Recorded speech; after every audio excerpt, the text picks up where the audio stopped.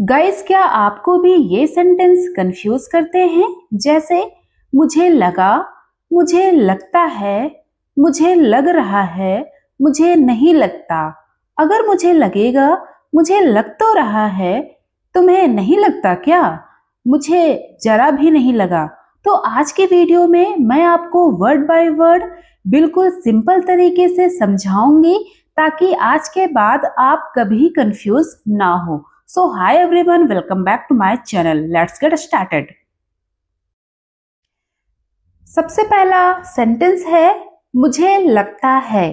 इसके इंग्लिश होती है आई थिंक। मुझे लगता है यहाँ पर आप अपनी ओपिनियन दे रहे हैं। ओके, पहला सेंटेंस है I think he is at home.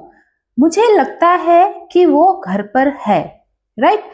Second sentence है I think it will be rain today. मुझे लगता है कि आज बारिश होगी। थर्ड सेंटेंस है I think you are right. मुझे लगता है कि तुम सही हो। नेक्स्ट है मुझे लग रहा है। इसको आप इंग्लिश में दो तरीके से बोल सकते हैं। पहला है feel like एंड सेकेंड है seems like। यहाँ पर मुझे लग रहा है के लिए दो अलग अलग तरीके के इंग्लिश वर्ड्स यूज किए जा रहे हैं और इसे हम प्रेजेंट कॉन्टिन्यूअस टेंस के सेंटेंस के लिए यूज करेंगे। राइट। तो सबसे पहले हम फील लाइक का यूज कैसे करना है ये सीखते हैं। तो पहला सेंटेंस है I feel like I have a fever. मुझे लग रहा है कि मुझे बुखार है। ओके, यहाँ पर आपने बॉडी टेम्परेचर को फील किया है, मीन्स बॉडी टेम्परेचर बढ़ा तभी आपको फीवर फील हुआ है। तो ऐसे सेंटेंसेस में हम मुझे लग रहा है को इंग्लिश में फील लाइक बोलेंगे। Got it. सेकेंड सेंटेंस है I feel like she is upset. मुझे लग रहा है कि वो नाराज है। ठीक है, अब सीखेंगे सीम्स लाइक का यूज कैसे करना है। जब सिचुएशन देखकर हम अंदाजा लगाते हैं तब हम वहां पर सीम्स लाइक का यूज करेंगे। ओके, जैसे पहला सेंटेंस है it seems like it will rain. मुझे लग रहा है कि बारिश होगी। मीन्स यहाँ पर आप देख रहे हो कि सिचुएशन देखकर आप अंदाजा लगा रहे हो। मौसम देखकर आपने बोला कि मुझे लग रहा है कि बारिश होगी। ओके, तो जब सिचुएशन देखकर आप अंदाजा लगाएंगे तब आप वहां पर सीम्स लाइक का यूज करेंगे। सेकेंड सेंटेंस है it seems like he is busy. मुझे लग रहा है कि वो बिजी है। अब समझ में आ गया। मुझे लग रहा है को आप दो तरीके से यूज करेंगे। पहला फील लाइक एंड सेकेंड है सीम्स लाइक। नेक्स्ट है मुझे लगा। इसकी इंग्लिश होती है आई थॉट। इसका यूज हम पास्ट टेंस के सेंटेंस के लिए करेंगे। ओके, चलिए सेंटेंस से समझते हैं। जैसे मैंने यहाँ पर एक सेंटेंस लिया है मुझे लगा कि वो आएगा। अब आप यहाँ पर एक चीज ध्यान दीजिए कि यहाँ पर वो आएगा सेंटेंस के लास्ट में गा आया है, मीन्स फ्यूचर की बात हो रही है ना। तो इसकी इंग्लिश होगी आई थॉट ही वुड कम। अब इसको हम समझेंगे कि यहाँ पर ही वुड क्यों आया। मीन्स मुझे लगा कि वो आएगा। ठीक है, ये आपका पास्ट है कि वो आएगा। ये जो बात बोली जा रही है ये भी तो पास्ट से रिलेटेड है। मीन्स कोई काम है वो पास्ट में हो चुका है और ये बात अभी प्रेजेंट में किसी को बताई जा रही है। तो यहाँ पर सेंटेंस के लास्ट में गा आया है तो इसको हम फ्यूचर टेंस में नहीं ट्रांसलेट करेंगे, इसको भी हम पास्ट में ही ट्रांसलेट करेंगे। ठीक है, सिंपल वे में समझते हैं।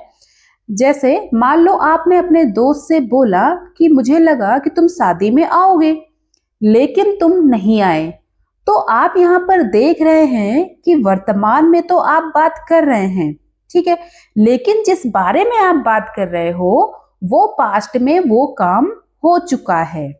ठीक है, तो यहाँ पर आपका पूरा सेंटेंस पास्ट में ट्रांसलेट किया जाएगा। ठीक है, ये समझ में आया? क्लियर हुआ पूरा? सेकंड सेंटेंस है मुझे लगा कि तुम बिजी हो। तो ये सेंटेंस भी आपका जो बात बोली जा रही है वो पास्ट में हो चुकी है, राइट। मुझे लगा कि तुम बिजी हो, I thought you were busy.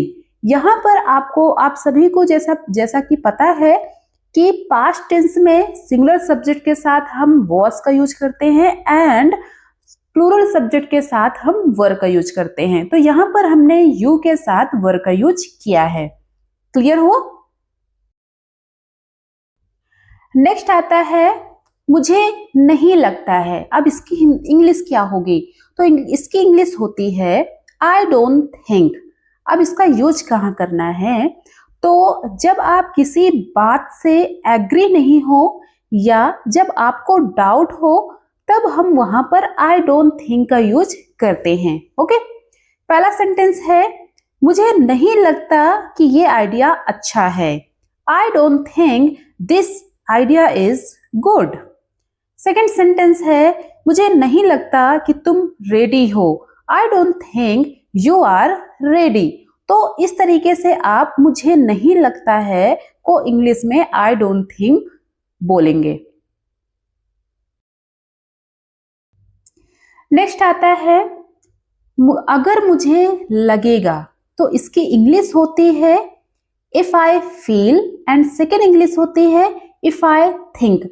आप इन दोनों का यूज कर सकते हैं अपने अकॉर्डिंग। ओके, यहाँ पर सबसे पहले हम देखेंगे कि सेंटेंस बनाने का स्ट्रक्चर क्या होगा। तो सबसे पहले इफ का यूज करेंगे and then subject plus verb की फर्स्ट फॉर्म, वो भी सेंटेंस आपका प्रेजेंट में आएगा, फिर कॉमा लगाएंगे, उसके बाद फिर से सब्जेक्ट आएगा plus will plus verb. Okay, चलिए इसको सेंटेंस के थ्रू समझते हैं। जैसे यहाँ पर पहला सेंटेंस है अगर मुझे लगेगा कि वो गलत है तो मैं उसे बता दूंगी। ठीक है, तो अगर मुझे लगेगा कि वो गलत है, इतना सेंटेंस आपका प्रेजेंट में है, तो मैं उसे बता दूंगी, इतना सेंटेंस आपका फ्यूचर में है। इस पूरे सेंटेंस में आप प्रेजेंट और फ्यूचर दोनों को मिलाकर आप ट्रांसलेट करेंगे। ठीक है, तो इसकी इंग्लिश होती है if I feel he is wrong. ये आपका प्रेजेंट हुआ। If I feel he is wrong I will tell him. मैं उसे बता दूंगी। ये हिस्सा आपका फ्यूचर का हुआ। ठीक है, if I feel he is wrong I will tell him. Got it? Second sentence है अगर मुझे लगेगा कि तुम बिजी हो तो मैं डिस्टर्ब नहीं करूंगी। ठीक है, तो यहां पर एक हिस्सा है जो हमारा प्रेजेंट का है एंड सेकेंड जो हिस्सा है वो हमारा फ्यूचर का है। ठीक है, तो इसकी इंग्लिश होगी if I think you are busy. अगर मुझे लगेगा कि तुम बिजी हो I will not disturb you. मैं तुम्हें डिस्टर्ब नहीं करूंगी। तो इस तरीके से आप अगर मुझे लगेगा को आप दो तरीके से यूज कर सकते हैं, if I feel and if I think. आप अपने अकॉर्डिंग कोई सा भी वर्ड यूज कर सकते हैं। नेक्स्ट आता है मुझे लग तो रहा है। अब इसकी इंग्लिश क्या होगी? मुझे लग तो रहा है कि इंग्लिश होती है इट डज सेम्स लाइक। अब इसको यूज कहां करना होता है? तो जब आप किसी बात के लिए 100% श्योर नहीं हो, सेकेंड आप बस फीलिंग एक्सप्रेस कर रहे हो, ठीक है, वहां पर आप श्योर नहीं हो, डाउट में हो, लेकिन अपनी फीलिंग सामने वाले के सामने एक्सप्रेस कर रहे हो। थर्ड है आप पोलाइटली वे में अपना डाउट बताना चाह रहे हो सामने वाले से, तब हम वहां पर it does seems like use करेंगे। पहला सेंटेंस है मुझे लग तो रहा है कि वो नाराज है। अब इस सेंटेंस को देखकर आपको पता चल रहा है कि आप 100% श्योर नहीं हो, आप डाउट में हो, ठीक है, लेकिन पोलाइटली वे में आप एक्सप्रेस कर रहे हो कि मुझे लग तो रहा है कि वो नाराज है। तो इसकी इंग्लिश होगी it does seems like he is upset. It does seem like he is upset. Second sentence है मुझे लग तो रहा है कि बारिश होगी। ठीक है, अब इस सेंटेंस में आप 100% श्योर नहीं हो, डाउट में हो, बट आप अपनी बात सामने वाले के सामने रख रहे हो। ठीक है, it does seems like it will rain, it does seems like it will rain. तो इस तरीके से आप मुझे लग तो रहा है कि English it does seems like लिखकर आप आसानी से सेंटेंस बना सकते हैं। नेक्स्ट आता है तुम्हें नहीं लगता क्या। आपने ये अधिकतर दोस्तों के बीच में, घर बाहर सब जगह सुना होगा। ये सेंटेंस बहुत ही कॉमन है कि तुम्हें नहीं लगता क्या कि ऐसा होगा, तुम्हें नहीं लगता क्या कि वो गलत है ना। तो इसकी इंग्लिश होगी डोंट यू थिंक। इस सेंटेंस में आप सामने वाले से एग्रीमेंट चाहते हो, मीन्स अपनी ही बात पर सहमति चाहते हो कि जो मैं बोल रहा हूं तुम्हें नहीं लगता कि वो सही है, राइट। तो चलो इसको एग्जाम्पल के थ्रू समझते हैं। जैसे पहला सेंटेंस है तुम्हें नहीं लगता क्या कि वो गलत है। Don't you think he is wrong. इस सेंटेंस में आप सामने वाले से एग्री, सहमत मतलब एग्री करवाना चाहते हो कि वो सामने वाला गलत है। क्योंकि मैं उसको गलत बोल रहा हूं तो मैं सामने वाले से भी एग्री करवाना चाह रहा हूं कि मैं जो बोल रहा हूं वो सही है, मतलब मेरी बात सही है, उसमें सहमत हो। ठीक है, सेकेंड सेंटेंस है तुम्हें नहीं लगता क्या कि वो झूठ बोल रहा है। Don't you think he is lying, है ना।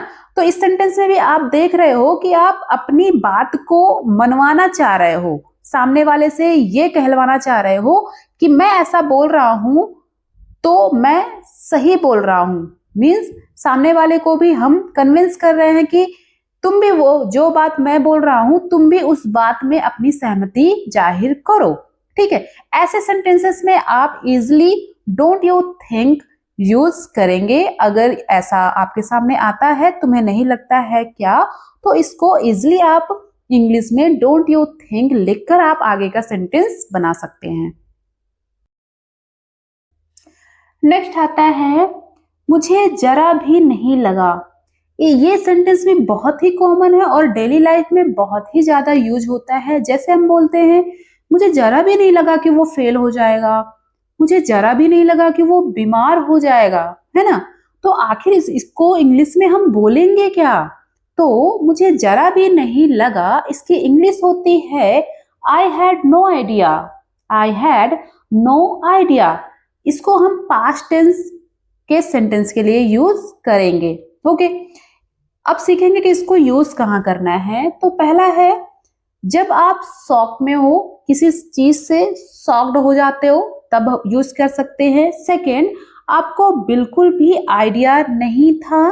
थर्ड है आप सरप्राइज हो उस बात से, उस सिचुएशन से आप सरप्राइज हो, वहां पर आप यूज करेंगे। एंड फोर्थ है आप रिग्रेट फील कर रहे हो, है ना, तब आप आई हैड नो आइडिया का यूज कर सकते हैं। ठीक है, चलिए इसको एग्जाम्पल के थ्रू समझते हैं। जैसे पहला सेंटेंस है मुझे जरा भी नहीं लगा कि वो आएगा, I had no idea that he would come. Second sentence है मुझे जरा भी नहीं लगा कि तुम नाराज हो, I had no idea you were upset, I had no idea you were upset. इन तरीके के सेंटेंस में आप easily I had no idea का यूज करके आप सेंटेंस को इंग्लिश में ट्रांसलेट कर सकते हैं। ओके गाइस, अगर आपको वीडियो हेल्पफुल लगी हो तो लाइक जरूर करें, और अगर आप डेली ऐसे ही प्रैक्टिकल इंग्लिश सीखना चाहते हैं तो चैनल को सब्सक्राइब करना ना भूलें। मिलते हैं नेक्स्ट पावरफुल इंग्लिश लेसन में। Thanks for watching.